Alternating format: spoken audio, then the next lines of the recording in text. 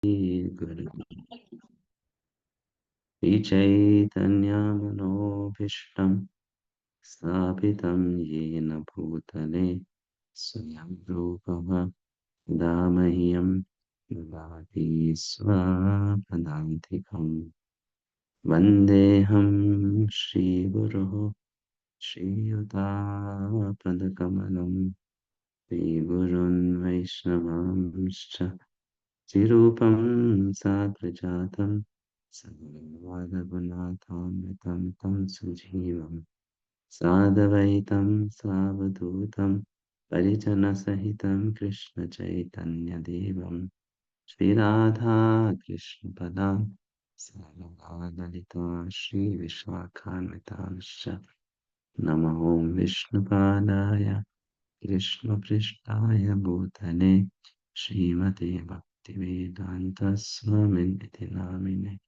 Namaste Saraswate Deve Gauravani Pracharine Nirvisesha Shunyavadi Nishatya Deshatarine Namo Mahavadanyaya Krishna Prema Pradayate Krishnaya Krishna Chaitanya Namine Gauritushe Namaha He Krishna Karuna Sindhu Deenabandho Jagatpate Gopesha Gopika Kanta Radha Kanta Namaste Tapta Kanchana Gaurangi Radhe Vrindavaneshwari Vishabhano Devi Pranamami Hari Vanchakalpatarobhyascha कृपा सिन्धुभ्य एव च पतितानां पावनेभ्यो वैष्णवेभ्यो नमो नमः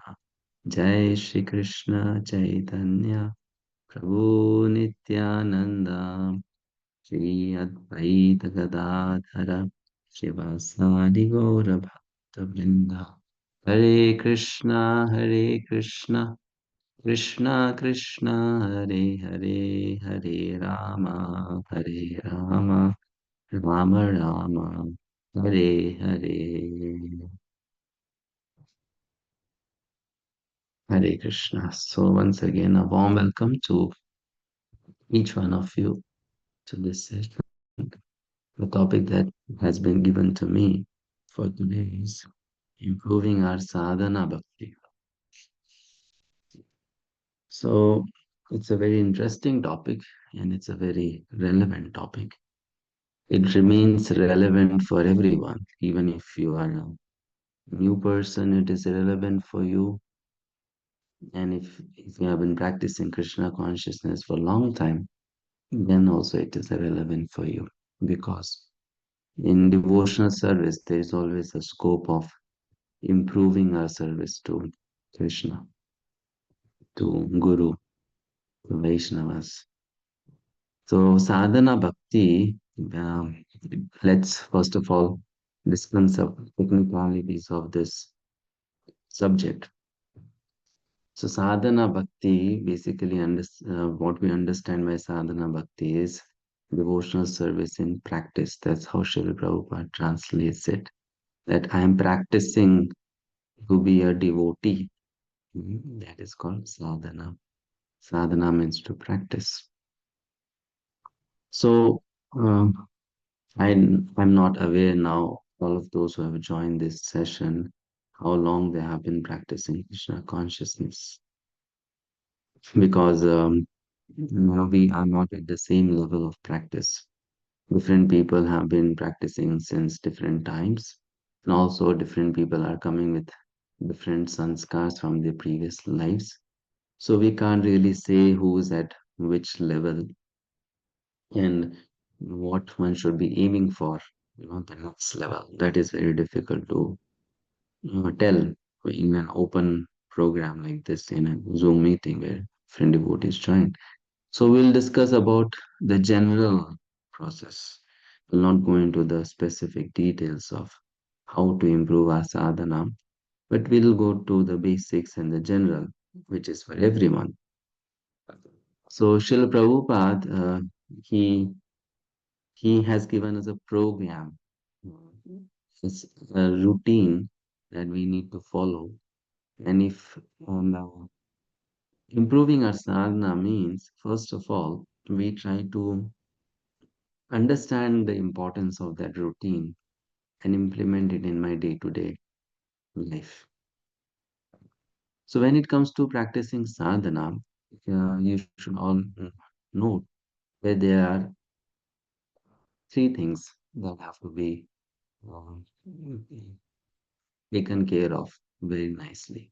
First, if any process I am following or any path I am pursuing, then it's very important to understand what that path is and what that process is. Yesterday, also in one of the classes, I mentioned this that it's very important to understand the Siddhanta. It is also called as Sambandha Jnana. That means going back to the basics. It is very, very important. So that's a part of our sadhana that we spend good amount of time trying to understand the Siddhanta, what Vaishnavism is, and what specifically Gaudiya Vaishnavism is. What is the mood of Srila Prabhupada? What is the mood of Srila Bhaktivinoda Thakur? What is the mood of Srila Rupa Goswami? So we understand that. We try to understand that. So we practice our bhakti in such a way that we get a good understanding of these things. So that is a very important anga of our sadhana. That we develop proper understanding of what this path is and what this process is. Sometimes we get too confused, or sometimes we mix up too many things. We mix up too many paths. That means we are learning from here something, we are learning from there something. We are reading books written by non-devotees and borrowing some concepts. We are watching videos on YouTube of different people belonging to different sampradayas, different spiritual paths. And in that way, we try to make a mixture or khichdi of everything. So that's not correct. That's not good. First of all, we should have a proper understanding of our own path and what Gaudiya Vaishnavism is. Mm. So that is an important aspect of sadhana. The second thing, once I've understood, okay, this is the path and this is the goal, then how am I going to mm, achieve that goal? So for that, I have to do a sadhana practice. Srila Prabhupada once, I don't remember exactly where he has written this. It's in Bhagavad Gita, definitely. It's in the introduction to Bhagavad Gita, but I don't remember which exact section of the introduction he points this out. So he says that we have to chalk out our human life in such a way that we can attain the goal of going back home, back to Godhead. Chalking out the human life means I now understand that the goal is I should go back to Krishna as I board and internally engage in Krishna Seva. But how am I going to do it practically? What will be my journey map? How will I make to this end? So for that one has to use one's intelligence. But then at the same time, it is mentioned by Srila Prabhupada that we are not very intelligent to find out that way, that path ourselves. We cannot discover it on our own. Hmm? Someone who is specially blessed by divine intelligence may be able to chalk out that path on his own. But for most of us, it's not possible to do it on our own. Therefore, the acharyas, they chalk out the path for us. Okay, you follow this path. And if you follow this path, then there are more chances of you being successful. So they do that,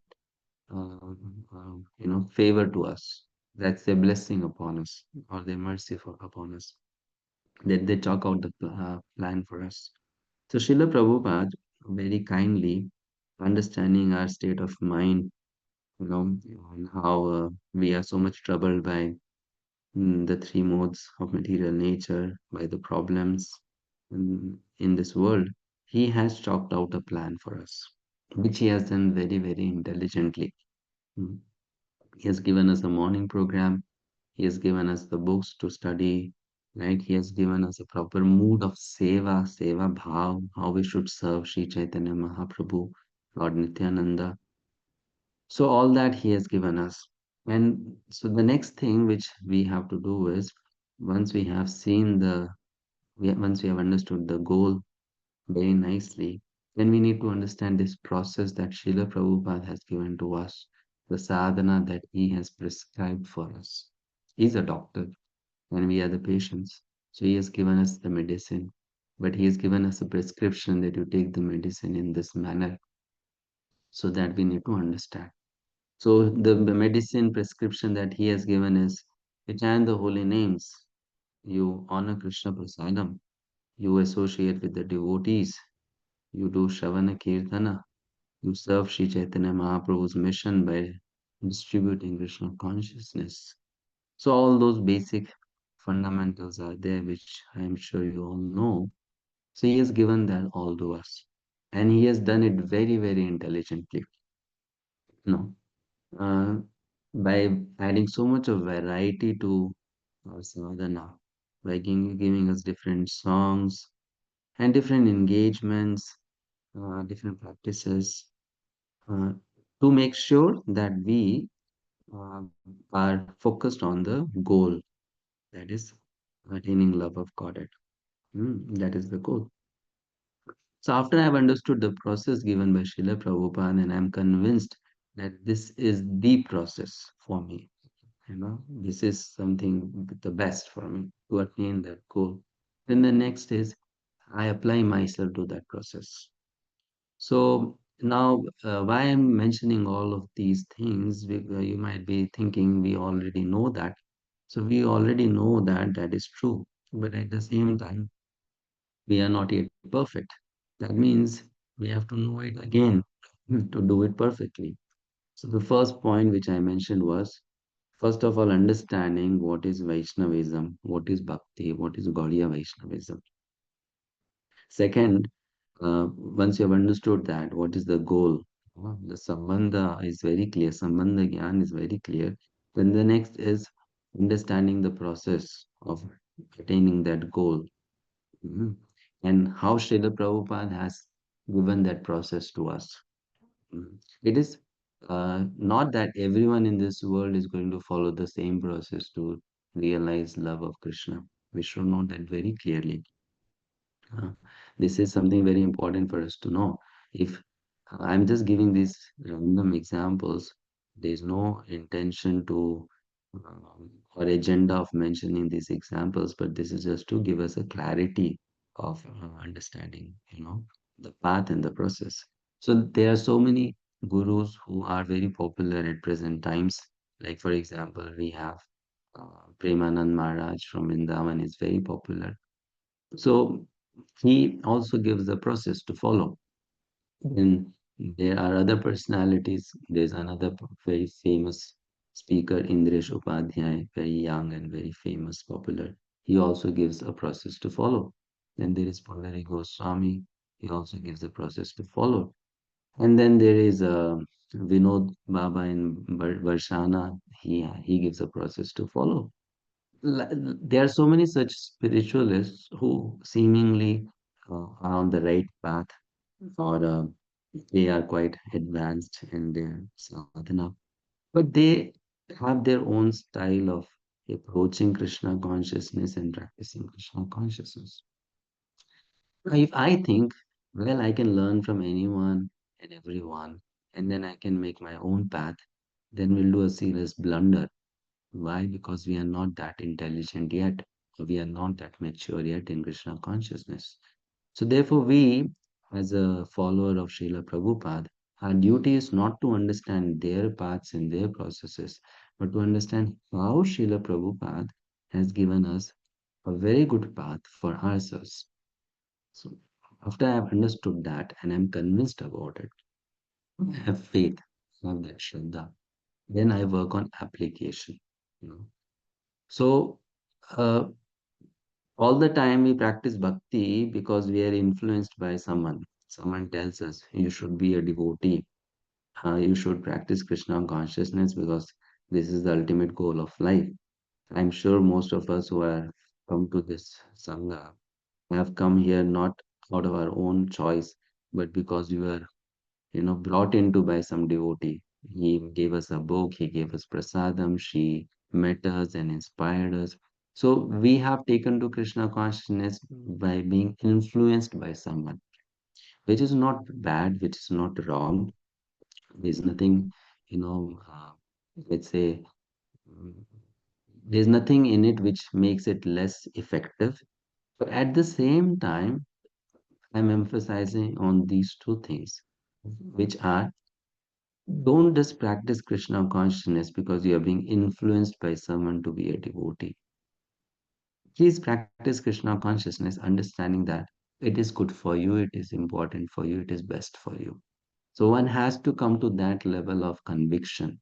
Not that I am practicing Krishna consciousness because there is particular spiritual master who has given me diksha and now I'm bound to follow his instructions. That is also good. That is very nice. But that should not be the only criteria.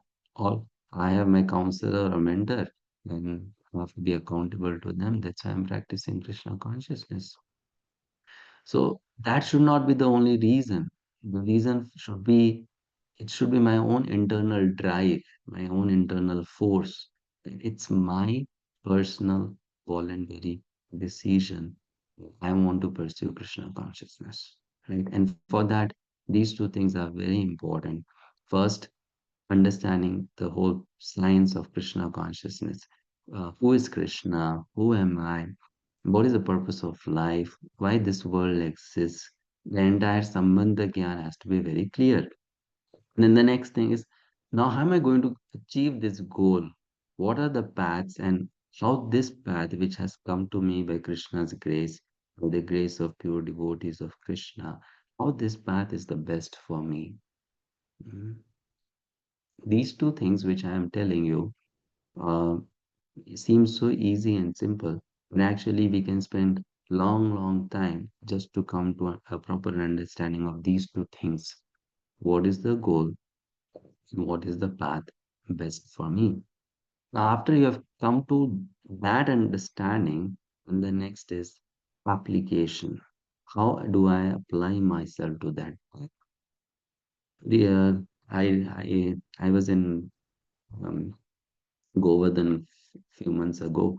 So there, His Holiness Bhakti Damananda Swami Maharaj was taking a retreat and he gave a class. During the initiation, he was offering to some devotees. So he mentioned in that class a very interesting point. He said that I find many practitioners of Krishna consciousness not very serious or steady in their practice. And after so much of contemplation, I've come to a realization that this is happening because they themselves are not very convinced that they should become a good devotee or a pure devotee of Krishna.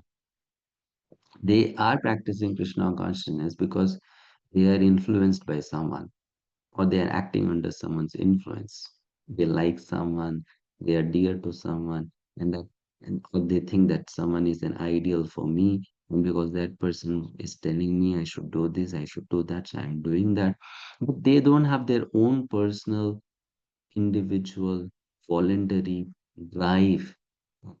No, this is what I am supposed to do. Even if the whole world does not do it, I'll still do it. That's my conviction. So if one comes to that level of conviction, then implementing the process in our life will produce a tremendous uh, result in our life. If that conviction has not come, then even if we chant the holy names, even if we read Srimad Bhagavatam or hear Srimad Bhagavatam, even if we go to the temple, do devotional service, and we do everything that we are doing in Krishna consciousness, the progress that we'll make will be very small. So therefore, that conviction has to come very strongly. So the first point, what is bhakti? What is Vaishnavism? What is Gaudiya Vaishnavism? Trying to understand that very nicely, right? Second, what are the paths that I can take and how this path given by Srila Prabhupada to us is the best path for me. Hmm? And then third is application of myself to that path. Hmm. We might be applying ourselves to that path, but if the first two things are not very clear, then the application will also not help us a lot. So that's why the first two things have to be very clear. Then the third is application of myself to that path. Now apply myself to that path, I need constant inspiration. Sometimes I need motivation and support. So for that we have devotee sangha, and in devotee association, we get inspired to wake up early in the morning, to chant the holy names attentively, to every day study Srimad Bhagavatam, Bhagavad Gita, to worship the deity at home or to worship the deity at the temple, right? To do some seva to Krishna Bhagavan, to Guru Maharaj, to Vaishnavas. So we are constantly being inspired by the association of devotees to stay on this path and work on ourselves. Mhm. So for that, uh, whatever works for you, whoever inspires you, it's okay. Uh, From wherever you get the inspiration, you get the inspiration by reading, that's wonderful. You get the inspiration by hearing, that's wonderful. You get the inspiration by sitting with devotees and talking to them from your heart, and hearing from them, that's wonderful. However, you get the inspiration. Mhm. But we should know that inspiration is inspiration. Inspiration should not become entertainment. Like I always say that people say we watch sometimes Instagram reels and YouTube shorts to just become inspired in Krishna consciousness. So I always tell that you should first of all deliberate upon it properly. Is it inspiring you or is it entertaining you? Entertainment is also required. It's not wrong to get entertained for some time in the day because the mind becomes fresh because of entertainment. But are we doing that just to get entertained or to become inspired? To be inspired means not that I am feeling happy. That's not being inspired. To be inspired means I am being reminded I should be on the path and follow the path very strictly, honestly, with focus, with awareness. That's called being inspired. Mhm. I am inspired to get up early in the morning to do my japa. I'm inspired to not do unnecessary gossip during the day. I'm inspired to not be pursuing material desires and ignore my spiritual life. I'm inspired to study the books given by Srila Prabhupada and our previous acharyas very nicely. I'm inspired to do some seva to the movement of Sri Chaitanya Mahaprabhu, to Srila Prabhupada, to my Guru Maharaj. I'm inspired to be a nice, humble, sincere devotee full of good qualities. So that's what inspiration means. So then for that inspiration, we can take whatever association helps us, benefits us, right? And however it comes to us. So we be inspired on this path to achieve the goal. If we just try to get inspiration, but we don't know what the goal is, how will we be inspired? I remember a couple of years ago, I was walking out of ISKCON Mira Road Temple and going to a devotee's house for a house program. So I met a boy who was, I think, heading towards Bhaktivedanta Hospital, which is very close to the temple. So he met me on the street and then he stopped me and he started talking to me. I was like, okay, let me hear him. So then he was telling me that I'm very much inspired by Srila Prabhupada. So I asked him a question. I think he became little um, shocked by my question because sometimes I ask such questions to people. So I asked him this question, why will Srila Prabhupada inspire you? So he was taken aback. What is this kind of question, I said, I'm inspired by Srila Prabhupada instead of telling, wow, very nice. You are getting inspired by Srila Prabhupada. This fellow is asking me, why will Srila Prabhupada inspire you? So he could not understand my question. So I then tried to make it more clear to him.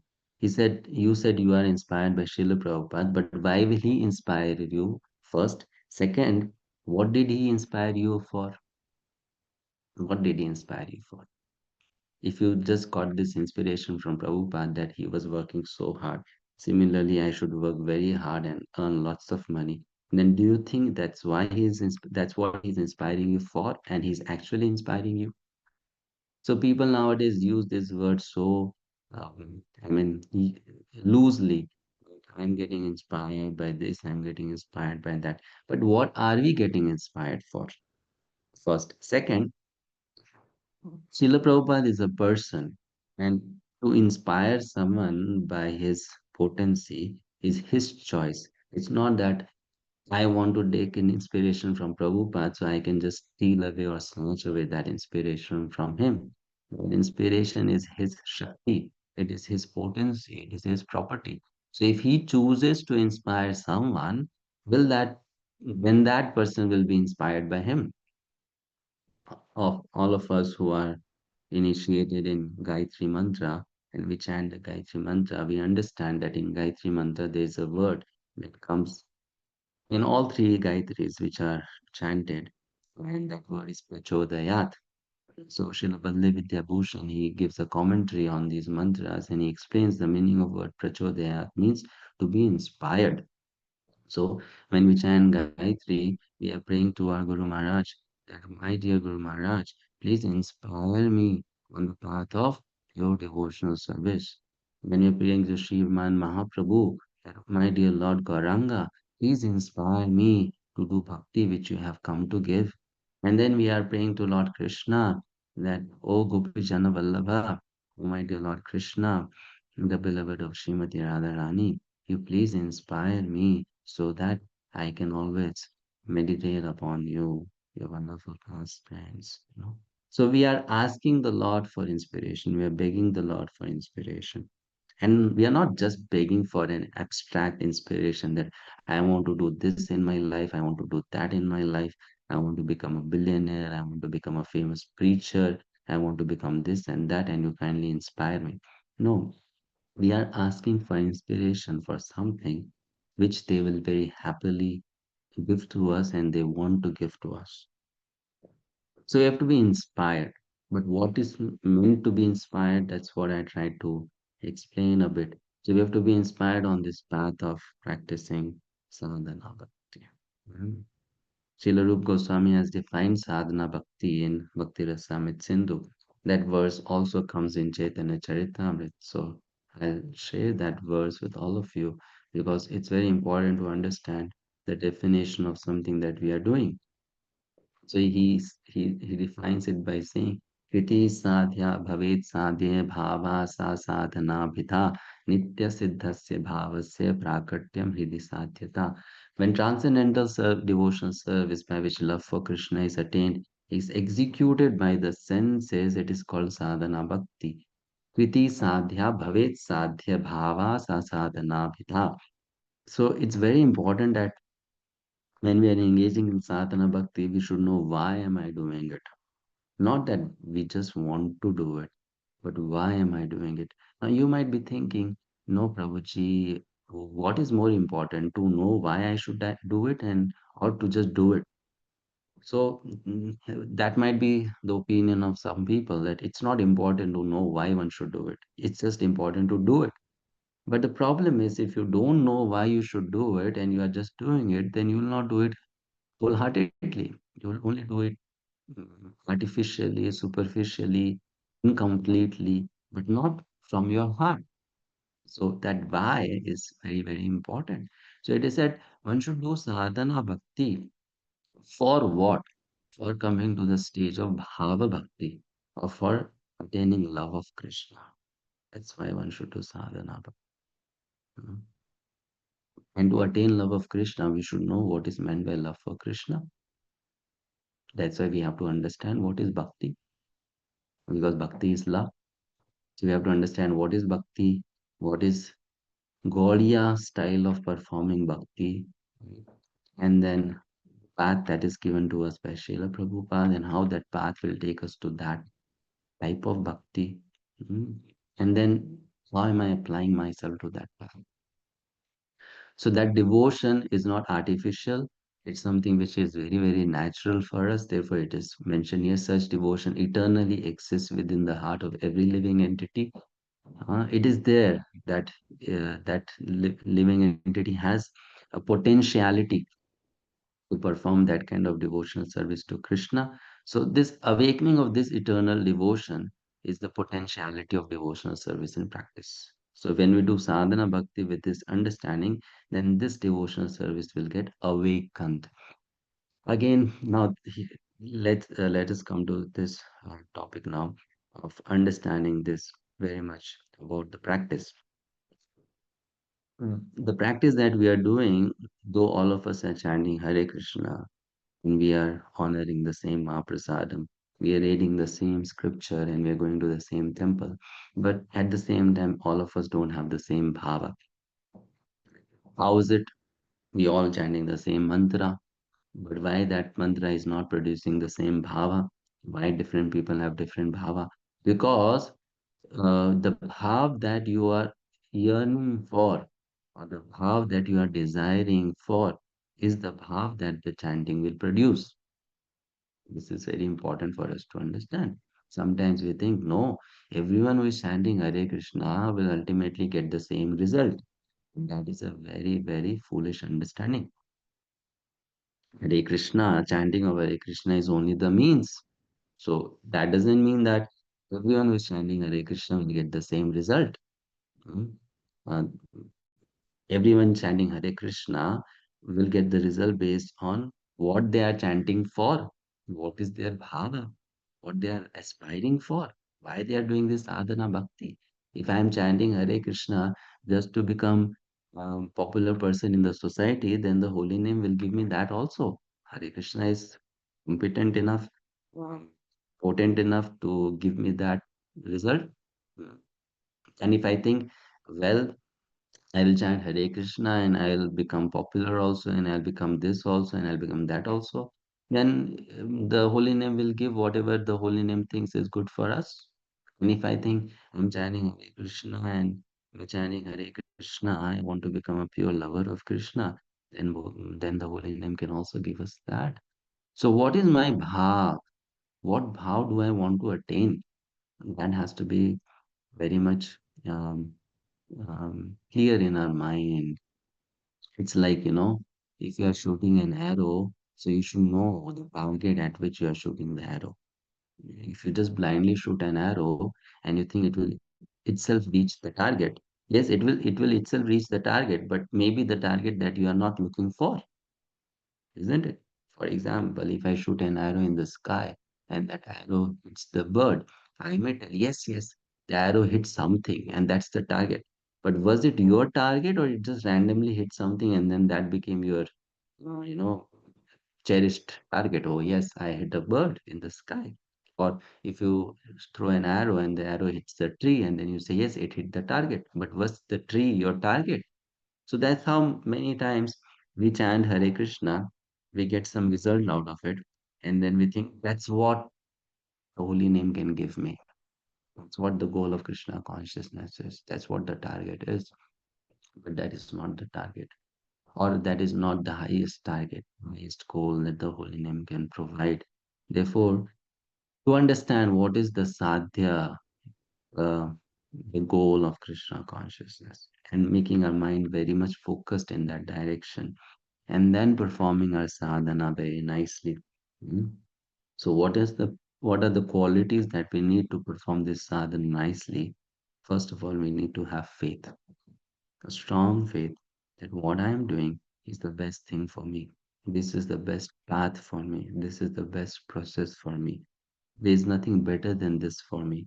So this is very important. Go to a doctor, the doctor gives you a prescription, a medicine. So to have faith that this is the best medicine for me, even if there are hundreds and thousands of types of medicines available in the market, and there are hundreds and thousands of types of doctors available in the market, this is the best medicine, and this prescription given by this doctor is the best prescription for me. So that faith should be there, then what we are doing will have the maximum effect on us. Second, we should have constant guidance on our path of sadhana from not too many people, mm, if possible, just from one person or two or three people who have similar mindset, similar understanding, and who are very mature. You can't learn from too many people something very specific. Yes, you can learn too many things in abstract way, in general way from too many people. But you can't learn something very specific from too many people. Then you need an expert in that field to guide you. Like to give you an example, if I want to learn cooking, I can learn from someone. If I want to learn to play basketball, then I can learn from someone else. If I want to drive a car, I can learn from someone else. But if I want to become an expert in cooking, then I have to learn from an expert cook. I can't learn from anyone who knows cooking. No, I have to learn from that person who knows cooking perfectly well, who understands the science of, you know, um, rasas, and what are the different rasas, and which food produces which rasa, and if you mix this food item with that food item, what will be the rasa produced by that? So, who is a master in cooking? Then I can learn cooking very. Similarly, basic principles of dharma, anyone can teach us. We can learn that from any sadhu. Anyone who is a good sadhu can teach you basic principles of dharma. But if you want to be on a very specific path and achieve a very specific goal, then you need constant guidance from the right source, from an expert source. So we need to have faith and we need to be in constant guidance. Third, we need to have a lot of tolerance because in Adhyatmic Jivan, in spiritual life, if you can't tolerate the material problems that keep on coming and going, material happiness and distress that keep on coming and going, just like the winter and summer season, then you cannot be steady in spiritual life. If you get easily disturbed by what is going around you in this world, you can't be steady in spiritual life, you can't be focused, and if you cannot be focused and steady, you cannot get the goal. So one has to cultivate the quality of tolerance. The fourth thing that we need is we have to be very, very enthusiastic, eager. If that eagerness is not there, that eagerness acts as the fuel. If the fuel is not there, then the fire will extinguish. So that eagerness has to be there. Very, very strong eagerness that I want to get it. I want to pursue this. But the problem with enthusiasm is that if that enthusiasm is not based on understanding, then that enthusiasm may be flimsy or flickering or just, you know, uh, temporary.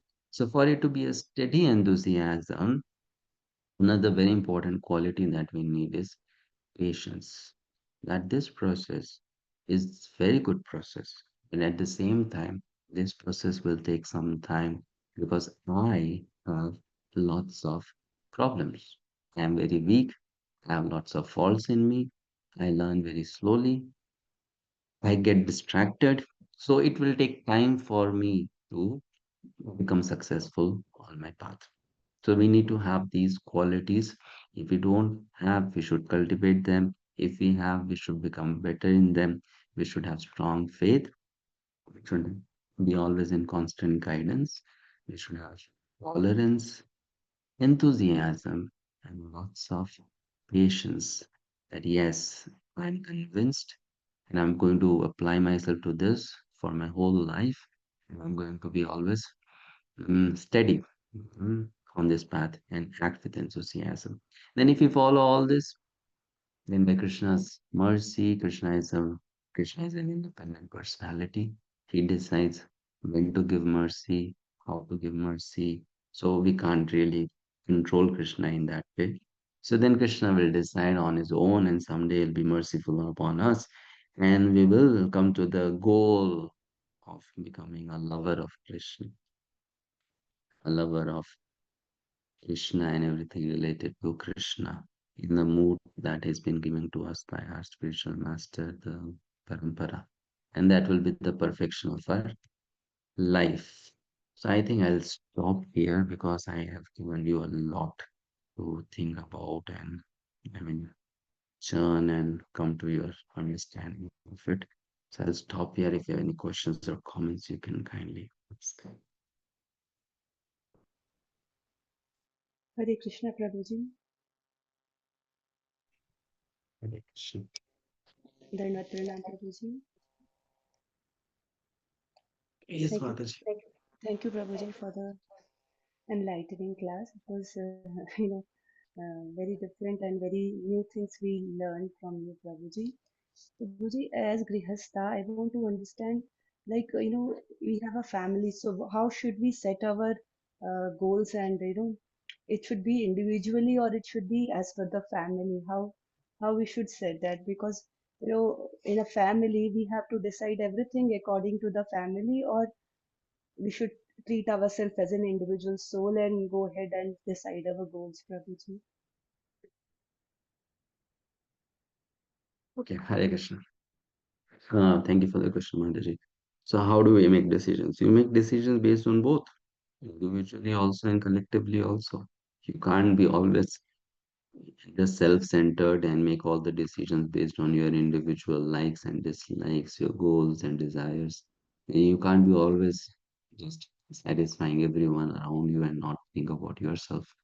So you have to have a good balance about being a person who is focused in one's own personal goals, at the same time one who is also taking care of others around oneself.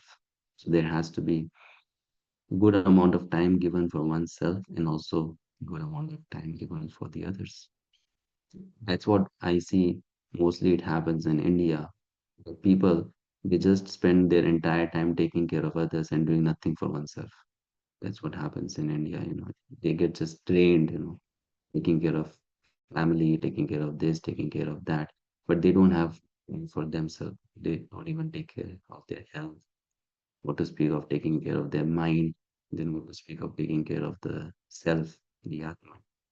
So we need to have a balance, and this has to be understood by every person in the family. That there is a family time and there is a personal time. Not that time for this family from morning till night. Everything I do for the family. If you are sick, you can't do good things to others, right? So you have to become healthy first. That's how we understand. If I'm myself not spiritually situated properly, then what I'm doing for others, that can also not be completely perfect and proper. So you have to take out time for yourself. So there are certain things in which you cannot compromise because that is your individual principle. And there are certain things where you work with the other people in the family. Satyabhama Dwarka Sevani Mataji. Why is there a family? Because Prabhupada has told us that it is we should together serve the Lord and No, achieve why there, first of all, why there is a family? What is the purpose of being in a family?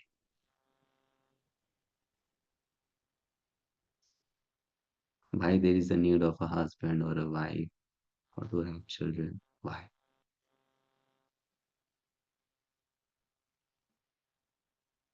everybody needs, like emotional support, and we can't stay Okay, alone. fine. So the answer is because we need support, Yes, Prabhuji. correct? Otherwise, it would have been so easy if you could have managed the whole life being alone. No? Yes, Prabhuji. If let's say that capacity was there, that I can get everything in this world just by being alone, who would not want to live like that? Yes, Prabhuji. Let's say you are an emotionally complete person, you're a financially complete person, you're a physically complete person, you're a mentally, intellectually complete person. Then would you need to have support from others? No, right? But because we have, let's say, some lacking and we think we can't survive in this world all by ourselves, we need support. That's why we have a family. Actually, honestly speaking, it's a team working together, right? So why I'm pointing this out is we should know why we are in a family. We are not in a family just to be together and have fun. We are not in a family just to be together and enjoy.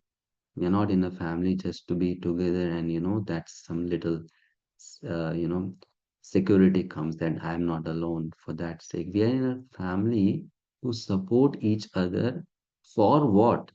For the goal of becoming a better human being, for the goal of becoming more spiritually advanced, more spiritually developed, right? So if this has to be clear with every member of the family.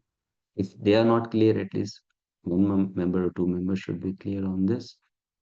Then there will not be any guilt. Like sometimes devotees have so much of guilt. I'm not giving so much time to my family. But is it true that you're not giving time, or you are just having this unnecessary guilt that I'm not giving sufficient time? You have to do your part, and that for that you should know what is your duty. That's all. And if you're doing that much, that is good enough. So we should be very clear about the expectations, and accordingly we Yeah, have yeah, to you make should be, our because balance. you, yeah, you should be very clear. If you are not clear about it, then and you think my purpose and as a member of the family is just to make everyone happy, then you can hold it, try to just do this, and still at the end of the day, they'll complain that you're not making us happy. Yes, Prabhuji. Thank you, Prabhuji. Thank you so much. Prabhu, I have one more question. Can I ask? Yes. Prabhuji, first point you mentioned is understanding Gaudiya Vaishnava is the most important thing. So, but our sampradaya, this knowledge is very deep. So, what should be like, and we are very less intelligent to how to judge that, how much deep you should understand the, this particular process or Gaudiya Vaishnava sampradaya. Like, because we should understand the goal and work accordingly to the to achieve Krishna prema, or how should we decide in how deep we can go in this question, Prabhuji? My question to is you, Mataji, if you cannot go deep, do you think you can go back to Godhead? Prabhu, I didn't get your question. Prabhu, I didn't get your question. If my question to you is, you said how deep we should get into it, we are not intelligent enough. So my Yes, question to you is, if you don't get deep into it, will you go back to Godhead? Prabhu, I had a belief that we know what is the goal of our Vaishnavas, and accordingly I was working. But now, when you spoke about the point that God understanding Gaudiya Vaishnava is very important, so I want to understand that how deep we should go in this. How deep you should go, you can go into this depends on how deep Krishna allows you to go. You try as best as you can, Yes, Prabhuji. right? It's not that okay, Mount Everest is 9 kilometers tall, so I want to go 9 kilometers high. That physical measurement is not there. How deep you should go. So we But should the follow. point is, but the point is, you should try to go deep. How much deep Krishna allows you to go in this one lifetime, that let Krishna decide,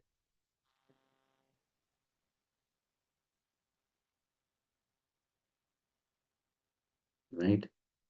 Right, Prabhuji. Yes. So we should put our endeavor to our best, and Yeah, then we should put our best efforts and then let Krishna decide the rest for us. yes, Prabhuji. Thank you so much, Prabhuji. Okay, anything else? Anyone else has any question?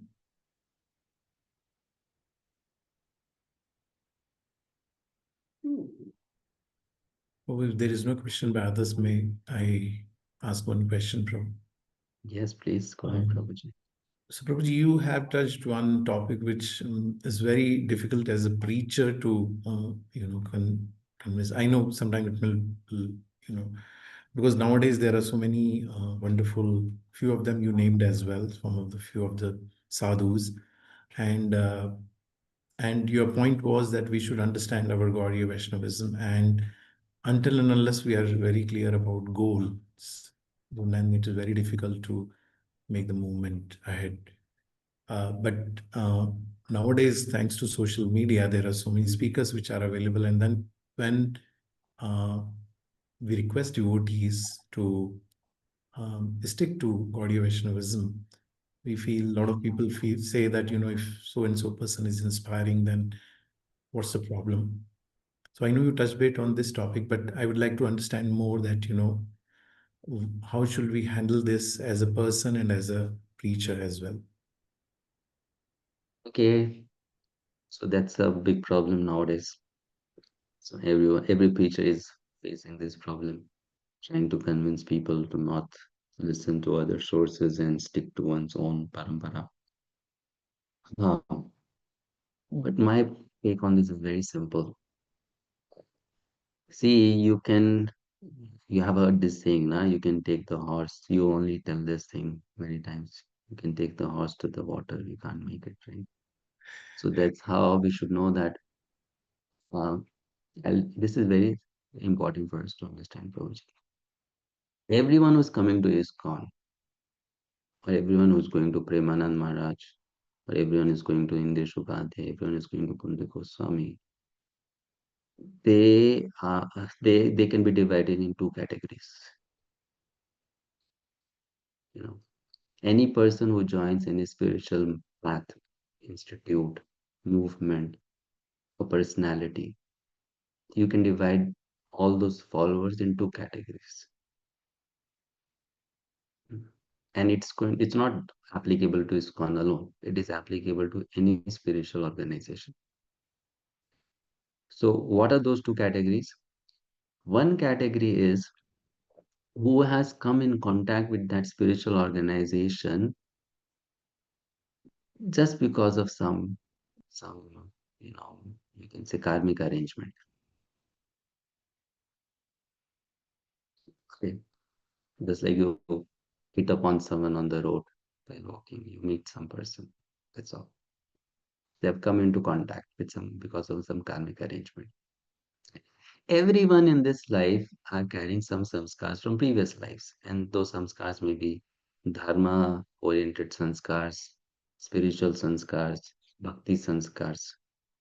So in general, most of the people who take to bhakti, they do bhakti of a basic category. It is called samanya bhakti. Okay, that kind of people will be in ISKCON. That kind of people will be with Premanand Maharaj also. That kind of people will be in the following of Indresh Upadhyay and XYZ, everyone. You can't stop that from happening.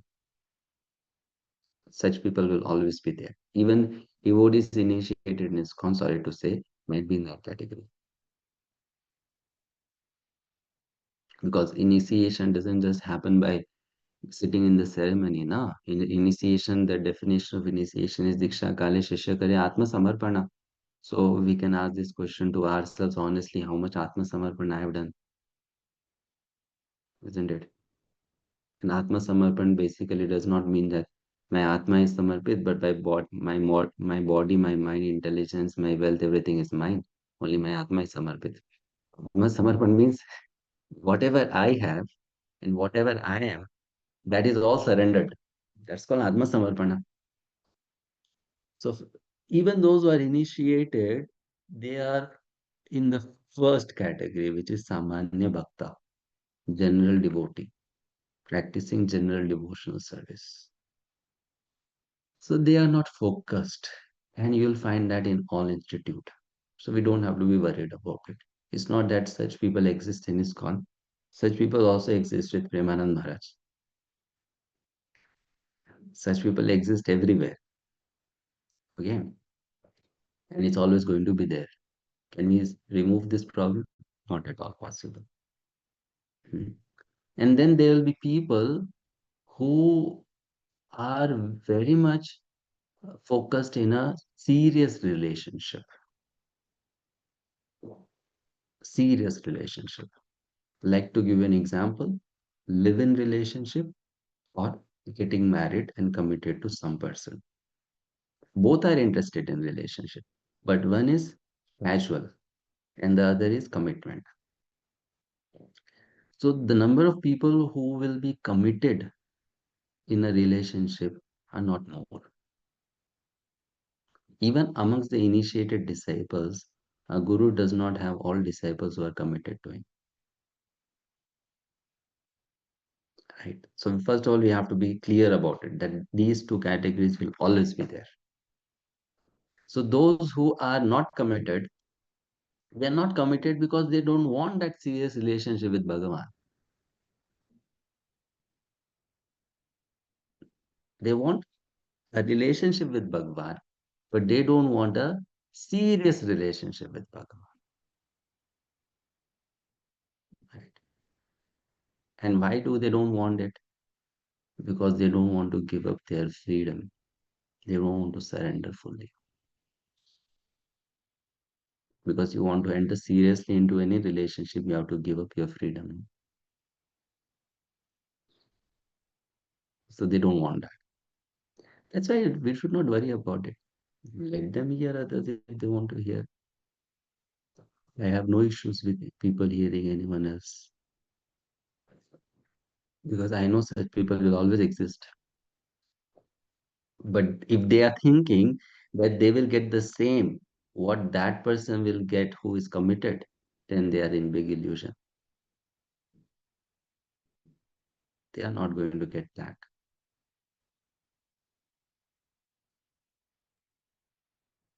Yes, Like, for example, just an example to complete this. If a woman approaches a man for a live-in relationship, then the commitment with which that woman will serve in that relationship, she can't expect that the man should serve as if he's married to her. Then the man will also serve in the same way. You are behaving in a live-in manner, I will also behave in a live-in manner, right?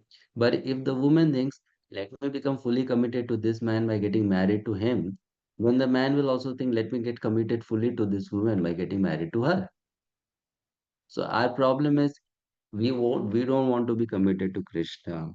We don't want to be committed to one parampara. We don't want to be committed to one sampradaya, to one kind of mood. And that in return, we are expecting for Krishna to be very committed to us, right? But that will not happen. But no problem. Ye yatha mam prapadyante tam sadeva bhajamiham. Krishna says. thank you, Prabhu. Thank you so much for the clarification. Mhm. Anybody else has any question before we close?